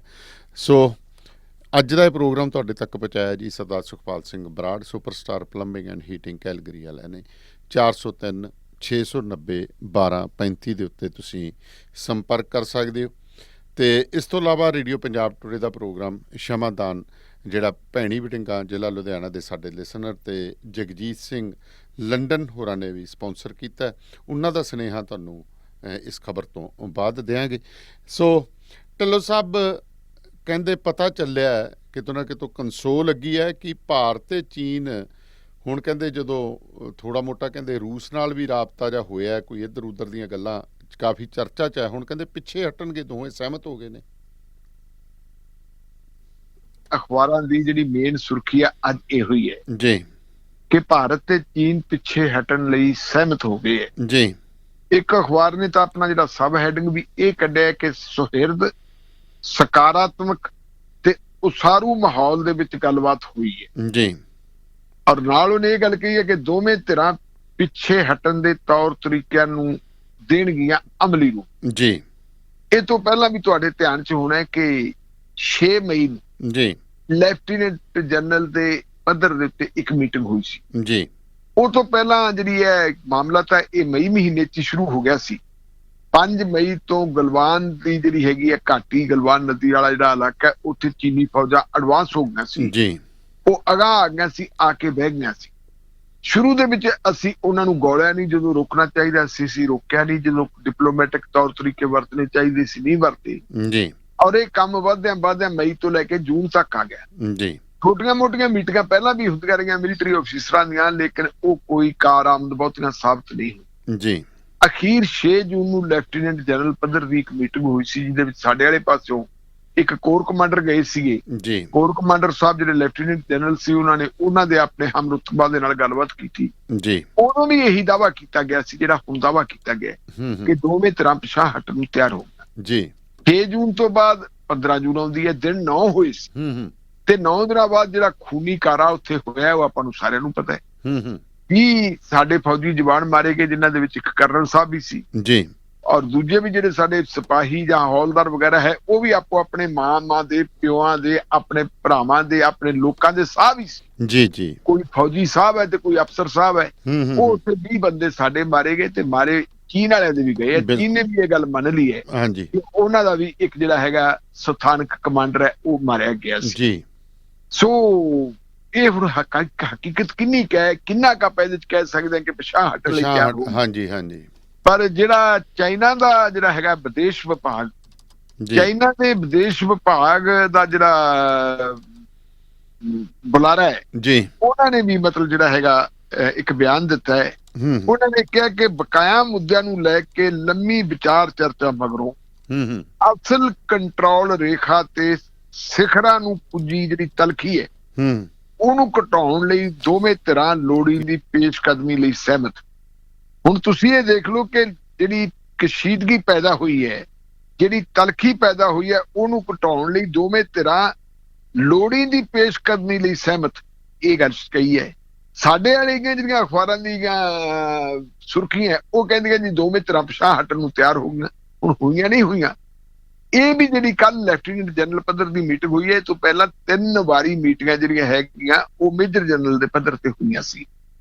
ਅੱਜ ਇਹ ਵੀ ਖਬਰ ਆ ਰਹੀ ਹੈ, ਜਿਵੇਂ ਤੁਸੀਂ ਫਰਮਾਇਆ ਹੈ, ਕਿ ਚੀਨ ਭਾਰਤ ਤੇ ਰੂਸ ਦੇ ਵਿਦੇਸ਼ ਮੰਤਰੀਆਂ ਦੀ ਵੀ ਆਪਸ ਵਿੱਚ ਜਿਹੜੀ ਹੈਗੀ ਹੈ ਵਰਚੁਅਲੀ ਜਿਹੜੀ ਇਹ ਮੀਟਿੰਗ ਹੋਈ ਵੀ ਹੈ ਜੀ। ਸਾਡੇ ਜਿਹੜੇ ਹੈਗੇ ਡਿਫੈਂਸ ਮਿਨਿਸਟਰ ਵੀ ਰੂਸ ਗਏ ਹੋਏ। ਅੱਜ ਉਹਨਾਂ ਦਾ ਵਿਕਟਰੀ ਦਿਵਸ ਹੈ। 75ਵੀਂ ਵਰ੍ਹੇਗੰਢ ਹੈ ਵਿਕਟਰੀ ਦੀ, ਜਿਹੜੀ ਨਾਜ਼ੀਆਂ ਦੇ ਤੋਂ ਰੂਸੀਆਂ ਨੇ ਹਾਸਲ ਕੀਤੀ ਸੀ ਜੀ, ਉਹ ਵੀ ਉੱਥੇ ਗਏ ਆ। ਤੇ ਹੁਣ ਇਹ ਵੀ ਆਈ ਹੈ ਕਿ ਸ਼ਾਇਦ ਅੰਡਰ ਸੈਕਟਰੀ ਜਾਂ ਜੁਆਇੰਟ ਸੈਕਟਰੀ ਲੈਵਲ ਦੀਆਂ ਮੀਟਿੰਗਾਂ ਵੀ ਜਿਹੜੀਆਂ ਡਿਪਲੋਮੈਟਿਕ ਮੀਟਿੰਗਾਂ ਉਹ ਵੀ ਸ਼ੁਰੂ ਹੋਣ ਵਾਲੀ ਜੀ। ਖੈਰ ਕੁੱਲ ਮਿਲਾ ਕੇ ਜਿਹੜੀ ਜਿੱਥੋਂ ਤੱਕ ਸਥਿਤੀ ਪਹੁੰਚ ਚੁੱਕੀ ਹੈ, ਮੇਰਾ ਨਹੀਂ ਖਿਆਲ ਕਿ ਦੋਨੇ ਧਿਰਾਂ ਹੀ ਇਸ ਗੱਲ ਦੇ ਹੱਕ ਵਿੱਚ ਹੋਣਗੀਆਂ ਕਿ ਆਪਾਂ ਨੂੰ ਜਿਹੜਾ ਹੈਗਾ ਲੜਾਈ ਲੜਨੀ ਚਾਹੀਦੀ ਹੈ। ਕਿਉਂਕਿ ਚੀਨ ਦੇ ਤੌਰ ਤਰੀਕੇ ਜਿੰਨੇ ਇੱਕ ਮੈਨੂੰ ਸਮਝ ਆਏ, ਮੈਨੂੰ ਇਹ ਜਾਪਦਾ ਕਿ ਚੀਨ ਆਪਣਾ ਜਿਹੜਾ ਦਬਦਬਾ ਪਾ ਕੇ ਬਗੈਰ ਲੜਾਈ ਤੋਂ ਆਪਣੀ ਗੱਲ ਮਨਵਾਉਣੀ ਚਾਹੁੰਦਾ ਹੈ। ਤੇ ਸਾਡੇ ਵਾਲੇ ਪਾਸਿਓਂ ਜਿਵੇਂ ਵਿਰੋਧ ਹੋਣਾ ਚਾਹੀਦਾ ਸੀ ਉਹ ਵਿਰੋਧ ਨਹੀਂ ਹੋਇਆ। ਕੱਲ ਪ੍ਰਧਾਨ ਮੰਤਰੀ ਸਾਹਿਬ ਨੇ ਜੋ ਕੁਝ ਕਿਹਾ ਸੀ ਉਹਨੂੰ ਥੋੜਾ ਜਿਹਾ ਦਰੁਸਤ ਕਰਨ ਦਾ ਯਤਨ ਕੀਤਾ ਸੀ ਡਾਕਟਰ ਮਨਮੋਹਨ ਸਿੰਘ ਹੋਰਾਂ ਨੇ, ਤੇ ਡਾਕਟਰ ਮਨਮੋਹਨ ਸਿੰਘ ਹੋਰਾਂ ਦੇ ਖਿਲਾਫ ਵੀ ਬੜਾ ਰੌਲਾ ਪੈ ਗਿਆ ਜੀ। ਆਪਣੇ ਇੱਕ ਮੁੰਡਾ ਗੁਰਪ੍ਰੀਤ ਹੈ, ਲਿਸਨਰ ਆਪਣੇ ਆਸਟ੍ਰੇਲੀਆ ਤੋਂ, ਬ੍ਰਿਸਬੇਨ ਤੋਂ, ਉਹਨੇ ਮੇਰੇ ਨਾਲ ਕੱਲ ਗੱਲ ਕਰਦਿਆਂ ਕਿਹਾ, ਉਹਨੇ ਕਿਤੇ ਕੋਈ ਪਹਿਲਾਂ ਪੜ੍ਹਿਆ ਹੋਣਾ ਸੁਣਿਆ ਹੋਣਾ, ਗੁਰਪ੍ਰੀਤ ਨੇ ਮੈਨੂੰ ਦੱਸਿਆ, ਉਹ ਕਹਿੰਦਾ ਜੀ ਅਸਲ ਦੇ ਵਿੱਚ ਇਹ ਵੀ ਜਦੋਂ ਲੋਕ ਕਹਿੰਦੇ ਮੋਦੀ ਸਾਹਿਬ ਬੋਲਦੇ ਕਿਉਂ ਨਹੀਂ ਜੀ, ਅਮਿਤ ਸ਼ਾਹ ਬੋਲਦੇ ਕਿਉਂ ਨਹੀਂ, ਜਿਵੇਂ ਪਾਕਿਸਤਾਨ ਵਾਲੇ ਪਾਸੇ 56 ਇੰਚ ਦੀ ਛਾਤੀ ਕੱਢ ਲੈਂਦੇ ਹਨ ਜੀ, ਇਧਰ ਛਾਤੀ ਚੌੜੀ ਕਿਉਂ ਨਹੀਂ ਹੋਈ। ਤੇ ਫਿਰ ਉਹਨਾਂ ਨੇ ਦੱਸਿਆ ਕਿ ਅਸਲ ਦੇ ਵਿੱਚ ਪਿਛਲੇ ਸਮੇਂ ਦੌਰਾਨ ਚੀਨੀ ਮਾਲ ਖਰੀਦਣ ਵਾਸਤੇ ਇੰਨੇ ਸਮਝੌਤੇ ਹੋਏ ਹੈ। ਚੀਨੀ ਕੰਪਨੀਆਂ ਨੇ ਆਪਣੇ ਹੈੱਡਕੁਆਟਰ ਜਿਹੜੇ ਹੈਗੇ ਆ ਉਹ ਤਾਂ ਸਾਰੇ ਗੁਜਰਾਤ ਦੇ ਵਿੱਚ ਬਣਾਏ ਹੋਏ ਜੀ ਜੀ ਜੀ। ਉਹ ਉਹਨਾਂ ਦੀ ਇਨਵੈਸਟਮੈਂਟ ਇੰਨੀ ਜ਼ਿਆਦਾ ਹੋ ਗਈ ਹੈ। ਮੇਕ ਇਨ ਇੰਡੀਆ ਜਿਹੜਾ ਕਹਿੰਦੇ ਸੀ, ਮੇਕ ਇਨ ਇੰਡੀਆ ਦੇ ਵਿੱਚ ਤਾਂ ਚਾਈਨਾ ਕਿਤੇ ਦੀ ਕਿਤੇ ਪਹੁੰਚ ਗਿਆ। ਹਾਂਜੀ ਹਾਂਜੀ। ਹੁਣ ਜਦੋਂ ਤੁਹਾਡੀ ਆਰਥਿਕਤਾ ਦੇ ਵਿੱਚ ਉਹਦੀ ਇੰਨੀ ਦਖਲਅੰਦਾਜ਼ੀ ਹੋ ਗਈ ਤੇ ਸਾਡੇ ਜਿਹੜੇ ਹੈਗੇ ਆ ਆਪਣਾ RSS ਵਾਲੀ, ਹਾਂਜੀ ਹਾਂਜੀ, ਉਹ ਛੋਟੀ ਮੋਟੀ ਮਤਲਬ ਆ ਰੌਲਾ ਰੱਪਾ ਪਾਉਂਦੇ ਫਿਰਦੇ ਜੀ, ਮੋਬਾਈਲ ਫੋਨ ਤੋੜ ਦਿਓ ਜਿਹੜੇ ਚਾਈਨਾ ਤੋਂ ਆਏ ਆ, ਨਾਲੇ ਕਹਿੰਦੇ ਤੋੜ ਦਿਓ ਤੇ ਸਾਰਿਆਂ ਦੇ ਜੇਬਾਂ 'ਚ ਪਾਏ ਹੁੰਦੇ, ਉਸੇ ਤੋਂ ਸੁਨੇਹੇ ਦਿੰਦੇ ਆ। ਲੋਕਾਂ ਦੇ ਤਲਾਉਂਦੇ ਆ ਨਾ, ਜਿਵੇਂ ਲੋਕਾਂ ਨੂੰ ਗਊ ਮੂਤਰ ਪੀਣ ਨੂੰ ਕਹਿੰਦੇ ਸੀ, ਆਪ ਪੀਤਾ ਨਹੀਂ। ਉਹ ਜਿਵੇਂ ਇੱਕ ਕੁੜੀ ਰਿਪੋਰਟਰ ਨੇ ਕਿਹਾ ਸੀ ਪੀ ਕੇ ਦਿਖਾਓ ਕੈਮਰੇ ਤੇ। ਇਹੀ ਹੈ ਨਾ, ਹੁਣ ਜਿਹੜੇ ਕੈਮਰੇ ਵਾਲੇ ਐਂਕਰ ਹੈਗੇ ਸਾਰਿਆਂ ਦਾ ਕਾਰੋਬਾਰ ਤਾਂ ਚੀਨੀ ਜਿਹੜਾ ਇਲੈਕਟ੍ਰੋਨਿਕ ਮੀਡੀਆ ਨਾਲ ਚੱਲਦਾ ਹੈ, ਤੇ ਸਾਰੇ ਉਹ ਵੀ ਰੌਲਾ ਉਹ ਵੀ ਉਹੀ ਪਾਈ ਜਾਂਦੇ ਹੈ ਜੀ। ਮਤਲਬ ਹੈ ਜੇ ਹਕੀਕਤ ਚੀਜ਼ ਹੋਰ ਹੈ, ਜਿਹੜੀ ਹੈਗੀ ਹੈ ਦਿਖਾਵੇ ਦੀ ਚੀਜ਼ ਕੁਝ ਹੋਰ ਹੈ। ਨਾ ਪ੍ਰਧਾਨ ਮੰਤਰੀ ਬੋਲਦਾ, ਨਾ ਅਮਿਤ ਸ਼ਾਹ ਹੁਣੀ ਬੋਲਦੇ, ਜਿਹੜੇ ਗ੍ਰਹਿ ਮੰਤਰੀ ਹੈ, ਤੇ ਨਾ ਹੀ ਸਾਡੇ ਡਿਫੈਂਸ ਮਿਨਿਸਟਰ ਬੋਲਦੇ ਹੈ ਜੀ ਜੀ। ਚਲੋ ਅਸੀਂ ਤਾਂ ਇਹੀ ਚਾਹੁੰਦੇ ਹਾਂ ਕਿ ਜੰਗ ਨਾ ਹੋਵੇ, ਕਿਉਂਕਿ ਇਸ ਵੇਲੇ ਜਿਹੜੀ ਜੰਗ ਲੱਗਣੀ ਹੈ ਇਹ ਜੰਗ ਕਿਸੇ ਵੀ ਧਿਰ ਦੇ ਹਿੱਤ ਵਿੱਚ ਨਹੀਂ, ਕਿਉਂਕਿ ਜੰਗ ਜਿਹੜੀ ਹੈ ਇਹ ਪਰਮਾਣੂ ਜੰਗ ਬਣ ਸਕਦੀ। ਸੋ ਜਿਵੇਂ ਵੀ ਗੱਲ ਨਿਪਟਦੀ ਹੈ ਨਿਪਟਾਉਣੀ ਚਾਹੀਦੀ ਹੈ। ਮੇਰਾ ਖਿਆਲ ਹੈ ਕਿ ਸ਼ਾਇਦ ਦੋਵੇਂ ਤਰ੍ਹਾਂ ਨੇ ਅਹਿਸਾਸ ਕਰ ਲਿਆ ਕਿ ਜੰਗ ਨੂੰ ਕੋਈ ਜਿੱਤ ਨਹੀਂ ਸਕਦਾ। ਥੋੜਾ ਬਹੁਤਾ ਲੈਣ ਦੇਣ ਕਰਕੇ ਜਾਪਦੀ ਹੈ ਕਿ ਸ਼ਾਇਦ ਇਹ ਕਿਸੇ ਨਾ ਕਿਸੇ ਸਿੱਟੇ ਤੇ ਪਹੁੰਚ ਜਾਣ ਜੀ। ਇਹ ਚੰਗੀ, ਢਿੱਲੋਂ ਸਾਹਿਬ ਇਹ ਚੰਗੀ ਗੱਲ ਹੈ। ਮੈਂ ਕਹਿੰਦਾ ਖਿੱਤੇ ਦੇ ਲਈ ਬਹੁਤ ਮਾੜਾ ਹੁੰਦਾ ਕਲੇਸ਼, ਤਾਂ ਗੁਆਂਢ ਦੇ ਵਿੱਚ ਕਿੜਕਿੜ ਹੋਣ ਲੱਗ ਪਏ, ਆਪਣੇ ਤਾਂ ਮਾੜੀ ਹੁੰਦੀ ਹੈ ਤਾਂ ਨਹੀਂ ਚੈਨ ਆਉਂਦਾ। ਇਹ ਤਾਂ ਦੇਸ਼ਾਂ ਦੀਆਂ ਲੜਾਈਆਂ ਕਹਿਣੀਆਂ ਬੜੀਆਂ ਸੌਖੀਆਂ, ਬਿਆਨ ਦੇਣੇ ਬੜੇ ਸੌਖੇ ਹੈ। ਜਦੋਂ ਫਿਰ ਲਾਸ਼ਾਂ ਆਉਂਦੀਆਂ ਨੇ ਨਾ ਲੱਕੜ ਦੇ ਤਬੂਤਾਂ 'ਚ, ਤਬੂਤ ਵੀ ਘਟ ਜਾਂਦੇ ਨੇ। ਬਿਲਕੁਲ ਜੀ, ਬਿਲਕੁਲ ਬਿਲਕੁਲ। ਤੇ ਫਿਰ ਜਿਹੜਾ ਮਾਇਆ ਦਾ ਨੁਕਸਾਨ ਹੁੰਦਾ ਤੇ ਦੇਸ਼ ਪਿੱਛੇ, ਕਹਿਣੇ ਬਹੁਤ ਸੌਖੇ, ਬਹੁਤ ਪਿੱਛੇ ਡਿੱਗ ਪੈਂਦਾ। ਲੜਾਈ ਤਾਂ ਘਰ ਨੂੰ ਪਿੱਛੇ ਡਿੱਗ ਦਿੰਦੀ ਹੈ ਤਾਂ ਦੇਸ਼ ਨੇ। ਬਿਲਕੁਲ ਬਿਲਕੁਲ। ਜੇ ਤੁਹਾਡੇ ਘਰ 'ਚ ਕਲੇਸ਼ ਪੈ ਜੇ ਤਾਂ ਘਰ ਜਿਹੜਾ ਹੈਗਾ ਉਹ ਨਹੀਂ ਵਸਦਾ, ਉਹ ਉੱਜੜ ਜਾਂਦਾ ਹੈ। ਦੇਸ਼ਾਂ ਦੀ ਤੇ ਗੱਲ ਹੀ ਹੋ ਰਹੀ ਹੈ ਜੀ ਜੀ। ਤੇ ਢਿੱਲੋਂ ਸਾਹਿਬ, ਮੋਗਾ ਹਮੇਸ਼ਾ ਬੜਾ ਚਰਚਾ 'ਚ ਰਿਹਾ ਹੈ ਕਿਸੇ ਨਾ ਕਿਸੇ ਕਾਂਡ ਕਰਕੇ। ਹੁਣ ਇੱਕ ਅਜਿਹੀ ਘਟਨਾ ਵਾਪਰੀ ਹੈ ਕਿ ਉੱਥੋਂ ਦੇ ਯੂਥ ਕਾਂਗਰਸ ਦੇ ਪ੍ਰਧਾਨ ਨੂੰ ਵੀ ਜਿਹੜਾ ਚਲਦਾ ਕਰ ਦਿੱਤਾ ਗਿਆ। ਬਿਲਕੁਲ ਜੀ। ਯੂਥ ਕਾਂਗਰਸ ਦੇ ਪ੍ਰਧਾਨ ਦੇ ਖਿਲਾਫ ਇਲਜ਼ਾਮ ਲਾਇਆ ਇੱਕ ਬੀਬੀ ਨੇ, ਜਿਹੜੀ ਬੀਬੀ ਸਰਕਾਰੀ ਕਰਮਚਾਰੀ ਹੈ ਜੀ। ਉਹਨੇ ਕਿਹਾ ਕਿ ਇਸ ਬੰਦੇ ਨੇ ਮੈਨੂੰ ਬਰਗਲਾ ਕੇ ਪਹਿਲਾਂ ਮੇਰੇ ਨਾਲ ਸਰੀਰਕ ਸੰਬੰਧ ਬਣਾਏ, ਮੇਰਾ ਸਰੀਰਕ ਸ਼ੋਸ਼ਣ ਕੀਤਾ ਜੀ। ਫਿਰ ਇਹਨੇ ਕੋਈ ਵੀਡੀਓਗ੍ਰਾਫੀ ਵਗੈਰਾ ਵੀ ਕੀਤੀ, ਔਰ ਉਹ ਤੋਂ ਬਾਅਦ ਇਹਨੇ ਜਿਹੜੇ ਇਤਰਾਜ਼ਯੋਗ ਸਥਿਤੀਆਂ ਦਾ ਜਿਹੜੀ ਕੋਈ ਵੀਡੀਓ ਵਗੈਰਾ ਬਣਾਈ ਸੀ, ਉਹਦਾ ਸਹਾਰਾ ਲੈ ਕੇ ਇਹ ਬੰਦਾ ਮੈਨੂੰ ਬਲੈਕਮੇਲ ਕਰਨ ਲੱਗ ਪਿਆ। ਉਹ ਬੀਬੀ ਨੇ ਜਿਹੜੇ ਇਲਜ਼ਾਮ ਲਾਏ ਤੇ ਉਹਨਾਂ ਇਲਜ਼ਾਮਾਂ ਦੇ ਉੱਤੇ ਸਥਾਨਕ ਪੁਲਿਸ ਨੇ ਕੋਈ ਕਾਰਵਾਈ ਨਾ ਕੀਤੀ। ਜਦੋਂ ਕਾਰਵਾਈ ਨਾ ਕੀਤੀ ਤੇ ਗੱਲ ਥੋੜੀ ਜਿਹੀ ਖਿਲਰ। ਤੁਸੀਂ ਦੇਖਿਆ ਹੋਣਾ ਪਿਛਲੇ ਦਿਨਾਂ ਦੇ ਵਿੱਚ ਆਮ ਆਦਮੀ ਪਾਰਟੀ ਵਾਲਿਆਂ ਨੇ ਹਰਪਾਲ ਸਿੰਘ ਚੀਮਾ, ਜਿਹੜਾ ਉਹਨਾਂ ਦਾ ਵਿਰੋਧੀ ਧਿਰ ਦਾ ਆਗੂ ਹੈ, ਉਹ ਮੋਗੇ ਦੇ ਵਿੱਚ ਆਇਆ ਸੀ ਤੇ ਮੋਗੇ 'ਚ ਆ ਕੇ ਉਹਨਾਂ ਨੇ ਉੱਥੇ ਇੱਕ ਅੰਦੋਲਨ ਕੀਤਾ ਸੀ, ਧਰਨਾ ਪ੍ਰਦਰਸ਼ਨ ਵਗੈਰਾ ਕੀਤਾ ਸੀ, ਅਲਟੀਮੇਟਮ ਵੀ ਦਿੱਤਾ ਸੀ ਕਿ ਜੇ ਇਹਦੇ ਖਿਲਾਫ ਕੋਈ ਕਾਰਵਾਈ ਨਾ ਕੀਤੀ ਤਾਂ ਅਸੀਂ ਐਸਐਸਪੀ ਦਾ ਘਿਰਾਓ ਕਰਾਂਗੇ। ਫਿਰ ਦੱਸਦੇ ਆ ਕਿ ਅਦਾਲਤ ਦੇ ਵਿੱਚ ਇੱਕ ਐਪਲੀਕੇਸ਼ਨ ਦਾਇਰ ਹੋਈ, ਅਦਾਲਤ ਦੇ ਹੁਕਮ ਦੇ ਉੱਤੇ ਬੇਸ਼ੱਕ FIR ਦਰਜ ਹੋਗੀ ਜੀ, ਕਰ ਲਾ, ਲੇਕਿਨ ਉਸ ਬੀਬੀ ਦਾ, ਜਿਹੜੀ ਪੀੜਤ ਬੀਬੀ ਹੈ, ਉਹਦਾ ਮੈਡੀਕਲ ਚੈੱਕਅਪ ਹੀ ਨਹੀਂ ਕਰਵਾਇਆ। ਮੈਡੀਕਲ ਚੈੱਕਅਪ ਜਿਸ DSP ਦੀ ਡਿਊਟੀ ਲਾਈ ਸੀ, ਜਿਹੜਾ ਤਫਤੀਸ਼ ਕਰਦਾ ਸੀ, ਉਹਨੇ ਮੁਨਾਸਬ ਨਹੀਂ ਸਮਝਿਆ ਕਿਉਂਕਿ ਸ਼ਾਇਦ ਰਾਜਸੀ ਦਖਲਅੰਦਾਜ਼ੀ ਹੋਵੇ।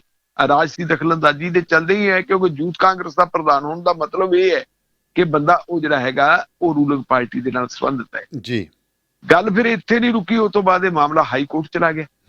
ਹਾਈ ਕੋਰਟ ਦੇ ਵਿੱਚ ਪਟੀਸ਼ਨ ਪੈ ਗਈ ਤੇ ਮਾਨਯੋਗ ਹਾਈ ਕੋਰਟ ਨੇ ਹੁਕਮ ਜਾਰੀ ਕਰਤਾ, ਇੱਕ ਲੇਡੀ ਜਿਹੜੀ ਹੈਗੀ ਪੁਲਿਸ ਅਫੀਸਰ ਦੀ ਡਿਊਟੀ ਲਾਤੀ ਜੀ ਤੇ ਬੀਬਾ ਤੇਰੀ ਡਿਊਟੀ ਹੈ, ਤੂੰ ਉਸ ਲੜਕੀ ਨੂੰ, ਜਿਹੜੀ ਉਹ ਪੀੜਤ ਔਰਤ ਹੈ ਜੀ, ਉਹਨੂੰ ਆਪਣੇ ਨਾਲ ਲਿਜਾ ਕੇ ਅਦਾਲਤ ਦੇ ਵਿੱਚ ਜਿਹੜੀ ਹੈ CRPC ਦੀ ਧਾਰਾ 164 ਦੇ ਤਹਿਤ ਉਹਦੇ ਬਿਆਨ ਦਰਜ ਕਰਾਉਣੇ ਹੈ ਜੀ, ਔਰ ਸੁਰੱਖਿਅਤ ਤਰੀਕੇ ਦੇ ਨਾਲ ਉਸ ਲੜਕੀ ਨੂੰ ਘਰੇ ਲੈ ਕੇ ਆਉਣਾ ਜੀ।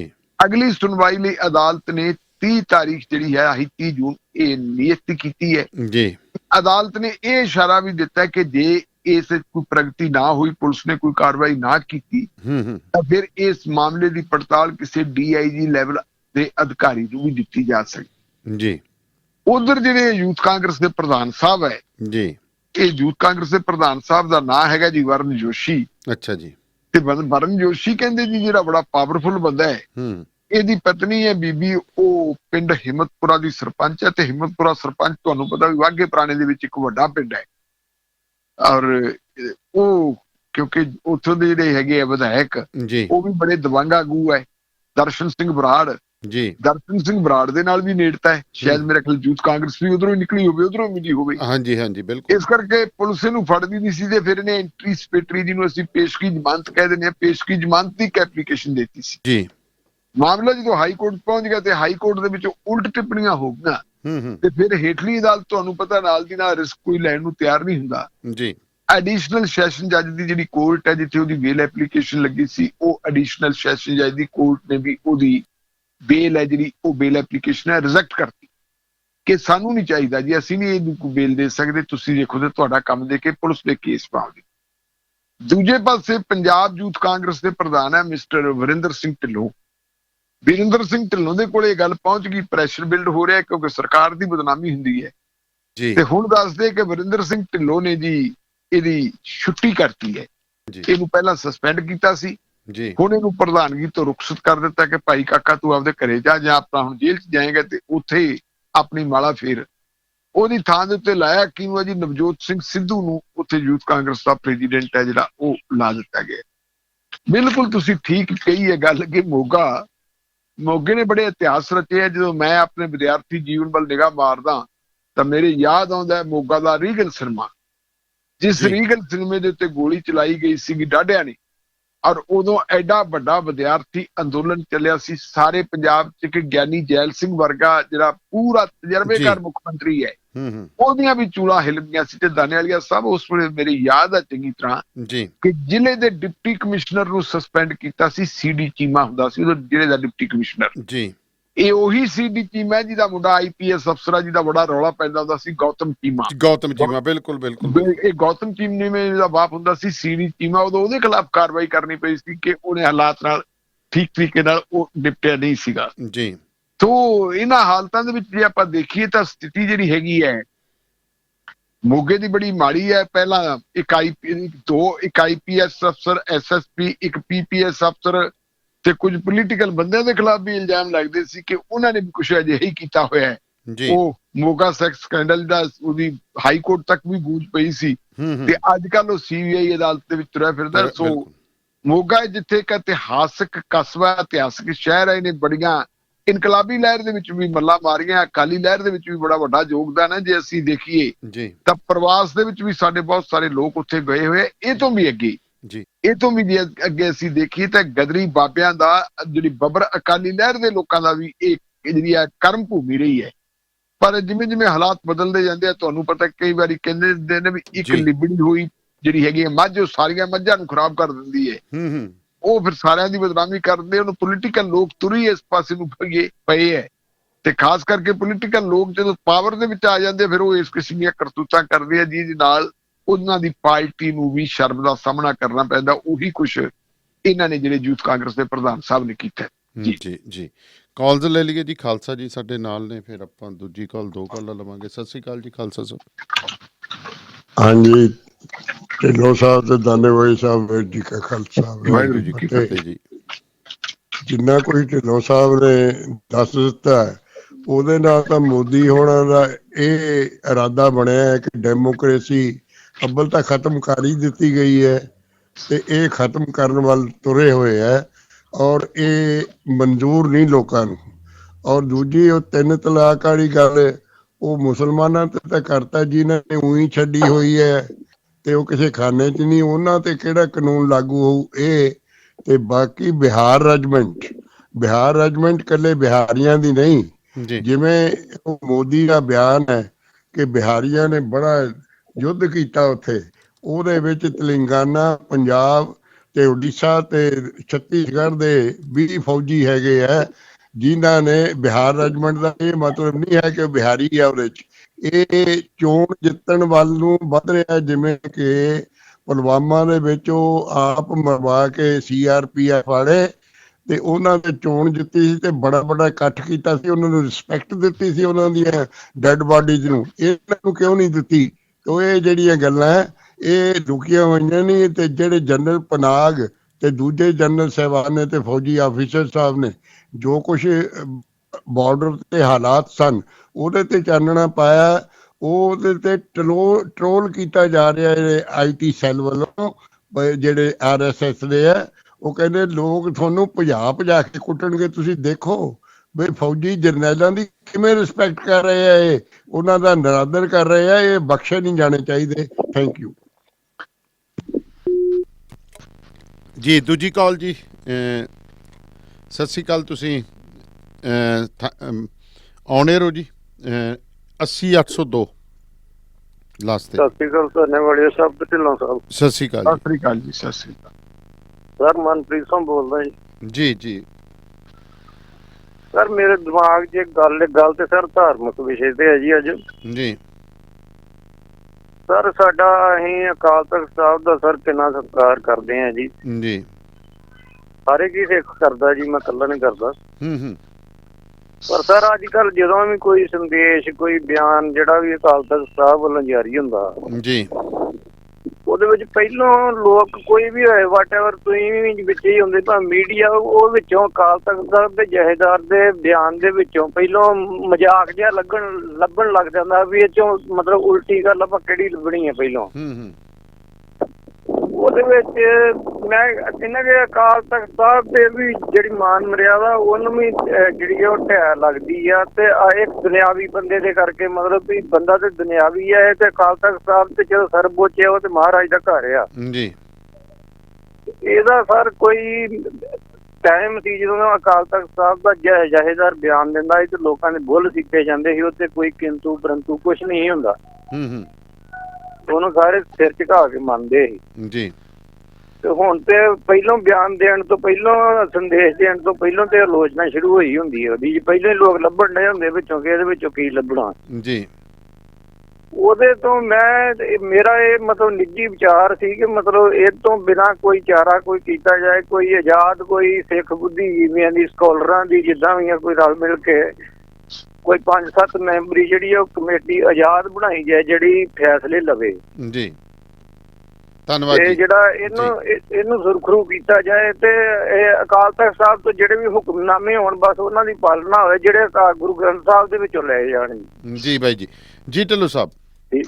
ਬਿਲਕੁਲ ਜੀ, ਤੁਹਾਡੀ ਗੱਲ ਬਿਲਕੁਲ ਠੀਕ ਹੈ। ਅਸੀਂ ਤੁਹਾਡੀ ਜਿਹੜੀ ਇਸ ਗੱਲ ਦੀ ਪ੍ਰੋੜਤਾ ਕਰਦੇ ਹਾਂ, ਹੋਣੀ ਚਾਹੀਦੀ ਹੈ।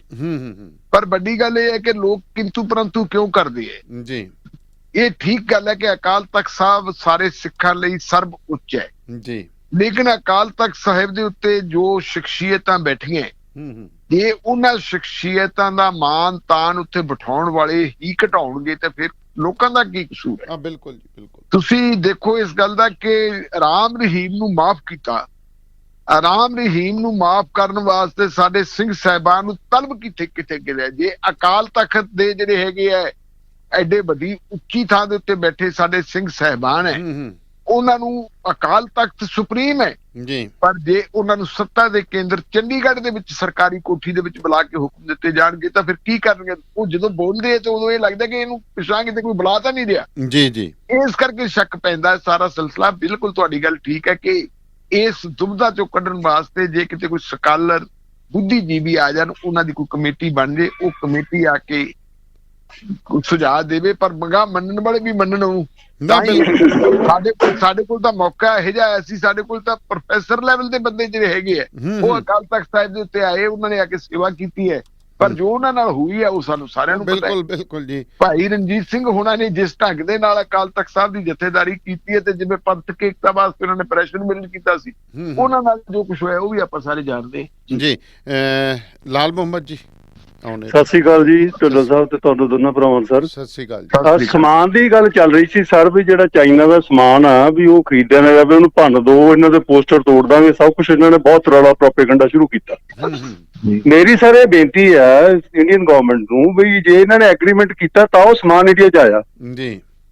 ਜੇ ਇੰਡੀਅਨ ਗਵਰਨਮੈਂਟ ਇਹਨਾਂ ਦੀ ਸਰਕਾਰ ਹੈ, ਸਰਕਾਰ ਨੂੰ ਕਹਿਣ ਵੀ ਇਹਨਾਂ ਦੇ ਐਗਰੀਮੈਂਟ ਕੈਂਸਲ ਕਰ ਦੇਣ, ਸਾਡੇ ਕੋਲ ਸਮਾਨ ਆਵੇ ਨਾ ਅਸੀਂ ਖਰੀਦੀਏ। ਹਾਂਜੀ, ਪਹਿਲੀ ਗੱਲ। ਨੰਬਰ 2 ਤੇ ਨਾਲੇ ਜਿਹੜੇ ਆਪਣੇ ਬੰਦੇ ਨੇ ਉਹ ਪ੍ਰੋਡਕਟ ਇਸ ਚੀਜ਼ ਨੂੰ ਕਰਨ ਤੇ ਨਾਲੇ ਸਾਡਾ ਇੰਪਲੋਇਮੈਂਟ ਜਨਰੇਟ ਹੋਏਗਾ, ਨਾਲ ਸਾਡੀ ਇਕਨੋਮੀ ਬਚੀ ਰਹੂਗੀ। ਤੇ ਜਿਹੜੀ ਉਹ ਟ੍ਰੇਨ ਦਾ ਦਿੱਤਾ ਇਹਨਾਂ ਨੇ ਉੱਥੇ ਐਗਰੀਮੈਂਟ, ਉਹ ਵੀ ਕੈਂਸਲ ਕਰ ਦੇਣ ਜੀ।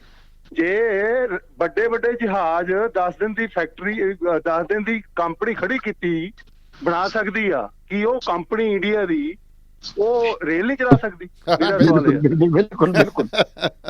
ਧੰਨਵਾਦ ਜੀ ਲਾਲ ਮੁਹੰਮਦ ਜੀ। ਜੀ ਸਾਹਿਬ ਬੜੀ ਤਗੜੀ ਗੱਲ ਕਹੇਗੇ ਵੀ 10 ਦਿਨਾਂ ਦੀ ਕੰਪਨੀ, ਟਿੱਪਣੀ ਦੀ ਕੋਈ ਗੁੰਜਾਇਸ਼ ਹੀ ਨਹੀਂ ਰਹੀ ਇਹਦੇ ਤੇ, ਹੁਣ ਆਪਾਂ ਟਿੱਪਣੀ ਕੀ ਕਰੀਏ ਕਿ ਜਿਹਨੂੰ ਅਜੇ ਤੱਕ ਲਾਇਸੈਂਸ ਵੀ ਨਹੀਂ ਬਣਿਆ ਉਹਨੂੰ ਤਾਂ ਜਹਾਜ਼ਾਂ ਦਾ ਠੇਕਾ ਦੇਤਾ। ਤੇ ਜੇ ਸਰਦਾਰ ਪਟੇਲ ਦਾ ਪੁੱਤ ਬਣਾਉਣਾ ਤੇ ਕਹਿੰਦੇ ਜੀ ਸਮਾਨ ਸਾਰਾ ਚਾਈਨਾ ਚੋਂ ਮੰਗਾਓ, ਤੁਸੀਂ ਲਾਓ। ਤੇ ਫਿਰ ਕਿਉਂ ਲੋਕਾਂ ਨੂੰ ਲੜਾਉਂਦੇ, ਕਿਉਂ ਲੋਕਾਂ ਦਾ ਨੁਕਸਾਨ ਕਰਾਉਂਦੇ? ਆਪਣੇ ਆਪ ਹੀ ਬੰਦ ਕਰ ਦੇਣ ਸਭ ਕੁਝ। ਬਿਲਕੁਲ ਜੀ, ਬਿਲਕੁਲ। ਧੰਨਵਾਦ ਜੀ ਢਿੱਲੋਂ ਸਾਹਿਬ, ਮਿਹਰਬਾਨੀ। ਸੋ ਅੱਜ ਦਾ ਇਹ ਪ੍ਰੋਗਰਾਮ ਤੁਹਾਡੇ ਤੱਕ ਪਹੁੰਚਾਇਆ ਜੀ ਪਿੰਡ ਸੁਖਪਾਲ ਸਿੰਘ ਬਰਾੜ ਹੋਰਾਂ ਨੇ ਕੈਲਗਰੀ ਤੋਂ। ਤੇ ਇਸ ਤੋਂ ਇਲਾਵਾ ਜੀ ਵਿਸ਼ੇਸ਼ ਤੌਰ ਦੇ ਉੱਤੇ ਅੱਜ ਜਿਹੜਾ ਹੈ ਬੱਚੇ ਬਾਈ ਜਗਜੀਤ ਸਿੰਘ ਲੰਡਨ ਤੋਂ ਜਿਹੜੇ ਪ੍ਰੋਗਰਾਮ ਸਪਾਂਸਰ ਕਰਦੇ, ਉਹਨਾਂ ਦੇ ਬੇਟੇ ਮਨਵੀਰ ਦਾ ਜਨਮ ਦਿਨ ਹੈ ਜੀ। ਤੇ ਅਸੀਂ ਅਰਦਾਸ ਕਰਦੇ ਹਾਂ ਕਿ ਵਾਹਿਗੁਰੂ ਉਹਨਾਂ ਬੱਚੇ ਨੂੰ, ਮਨਵੀਰ ਨੂੰ ਤੰਦਰੁਸਤੀ ਬਖਸ਼ੇ, ਲੰਮੀ ਤਰੱਕੀ ਬਖਸ਼ੇ। ਬੱਚੇ ਦੇ ਜਨਮ ਦਿਨ ਦੇ ਖੁਸ਼ੀ ਦੇ ਵਿੱਚ ਅੱਜ ਦਾ ਇਹ ਪ੍ਰੋਗਰਾਮ ਬਾਈ ਜਗਜੀਤ ਵੱਲੋਂ ਵਿਸ਼ੇਸ਼ ਤੌਰ ਦੇ ਉੱਤੇ ਤੁਹਾਡੇ ਤੱਕ ਪਹੁੰਚਾਇਆ, ਉਹਨਾਂ ਨੇ ਸਪਾਂਸਰ ਕੀਤਾ। ਬਹੁਤ ਬਹੁਤ ਸ਼ੁਕਰੀਆ ਉਹਨਾਂ ਦਾ। ਤੇ ਬੱਚੇ ਨੂੰ ਵੀ ਰੇਡੀਓ ਪੰਜਾਬ ਟੁਡੇ ਦੇ ਲਿਸਨਰਸ ਵੱਲੋਂ, ਰੇਡੀਓ ਪੰਜਾਬ ਟੁਡੇ ਦੇ ਪਰਿਵਾਰ ਵੱਲੋਂ ਜਨਮ ਦਿਨ ਮੁਬਾਰਕ। ਬਾਈ ਜਗਜੀਤ ਦੇ ਪਰਿਵਾਰ ਨੂੰ ਵਧਾਈਆਂ ਬਹੁਤ ਬਹੁਤ। ਸੋ ਪ੍ਰੋਗਰਾਮ ਦੇ ਵਿੱਚ ਇੱਕ ਬ੍ਰੇਕ ਦਾ ਸਮਾਂ ਤੇ ਫਿਰ ਹਾਜ਼ਰ ਹੁੰਦੇ ਜੀ। ਵੀਰ ਮੈਨੂੰ ਬਸ ਇੱਕ ਗੱਲ ਦੱਸ ਦੇ ਵੀ ਆ ਜਿਹੜੀ ਤੂੰ ਟਰੈਵਲਿੰਗ ਕਰਦਾ ਤੇ ਉਹਦੇ ਤੋਂ ਬਾਅਦ ਫਰੈਸ਼ ਰਹਿਣਾ, ਇਹਦਾ ਰਾਜ਼ ਕੀ ਹੈ?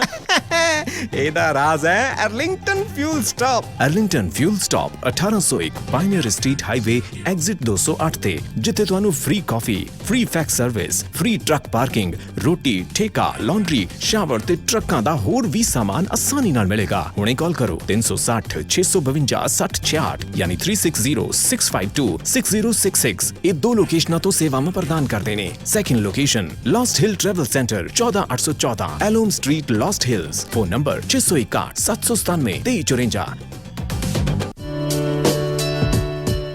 ਪੀਜੀਆਈ ਚੰਡੀਗੜ੍ਹ ਅਤੇ ਮੈਕਸ ਹਸਪਤਾਲ ਬਠਿੰਡਾ ਦੇ ਮਾਨਸਿਕ ਰੋਗਾਂ ਅਤੇ ਨਸ਼ਾ ਛੁਡਾਉਣ ਦੇ ਮਾਹਿਰ ਡਾਕਟਰ ਸਤੀਸ਼ ਥਾਪਰ ਹੁਣ ਆਪਣੇ ਕਲੀਨਿਕ ਵਿੱਚ ਹਰ ਰੋਜ਼ ਸਵੇਰੇ 9 ਵਜੇ ਤੋਂ 12 ਵਜੇ ਤੱਕ ਅਤੇ ਫਿਰ 2 ਵਜੇ ਤੋਂ ਲੈ ਕੇ ਸ਼ਾਮ 7 ਵਜੇ ਤੱਕ ਸਲਾਹ ਲਈ ਮਿਲਣਗੇ। ਪਤਾ ਨੋਟ ਕਰ ਲਓ, doctor Satish Thapar, integrative psychiatric care, ਸਾਹਮਣੇ ਗੁਰਦੁਆਰਾ ਸਾਹਿਬ, ਨਾਮਦੇਵ ਰੋਡ, ਬਠਿੰਡਾ। ਸੰਪਰਕ ਨੰਬਰ 9814 32345 ਯਾਨੀ ਕਿ 9814232345। ट्रकिंग वाले वीरों ध्यान नाल सुनो।